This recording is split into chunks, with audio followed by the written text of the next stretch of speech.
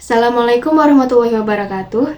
Hai semuanya, perkenalkan nama saya Mahlida Aulia. Sebelumnya, saya ingin mengucapkan terima kasih kepada Bapak Ahmad Rusadi Ar-Rahimi M.Com karena sudah memberi kesempatan kepada saya untuk memaparkan video praktikum pada mata kuliah elektronika ini. Di sini, saya akan membahas tentang perangkat elektronika, yaitu Blender.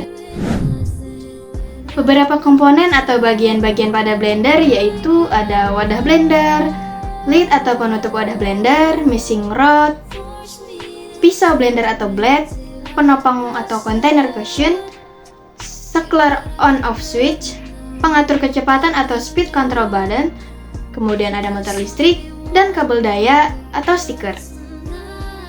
Berbagai pekerjaan di dapur jadi lebih mudah dengan bantuan blender.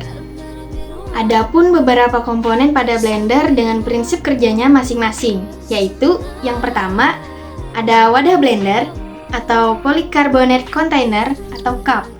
Merupakan wadah blender untuk menyimpan bahan makanan yang hendak dihancurkan. Wadah blender ini juga dilengkapi dengan takaran agar bahan makanan yang dimasukkan tidak melebihi kapasitas. Hal tersebut bertujuan untuk menjaga beban kerja dari blade agar tidak terlalu berat saat menghaluskan makanan. Lanjut ke bagian selanjutnya adalah lid atau yang secara lebih jelasnya merupakan bagian penutup dari blender. Fungsi yang dimiliki oleh bagian ini pastinya untuk menutup wadah blender agar lebih aman saat bahan makanan dihaluskan. Lalu ada mixing rod, merupakan tongkat kecil yang berfungsi sebagai pencampur bahan makanan di dalam wadah ketika blender dioperasikan. Pada umumnya, tongkat ini berada tepat di tengah-tengah lid dan biasanya menyatu dengan lid insert. Kemudian yang keempat, ada pisau blender atau blade. Pisau ini fungsinya sangat penting pada blender.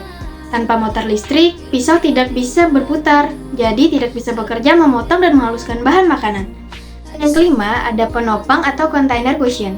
Penopang adalah bagian yang ada di bagian paling bawah, tempat untuk menopang goblet blender dan isinya.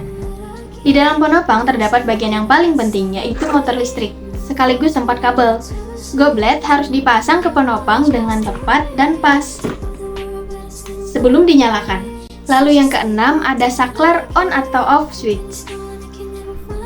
Saklar digunakan untuk menghidupkan atau mematikan blender. Pada beberapa blender, saklar dapat memiliki fungsi tambahan, seperti pengatur kecepatan atau mode pencampuran tertentu. Kemudian yang ketujuh, ada pengatur kecepatan atau speed control button. Tiap blender pada umumnya punya tingkat kecepatan yang berbeda-beda. Ada yang 2 level kecepatan, ada juga yang 3 level. Biasanya terbagi menjadi fast, medium, dan low. Makin tinggi kecepatannya, frekuensi pisau blender berputar akan makin tinggi. Lanjut yang ke-8 yaitu motor listrik.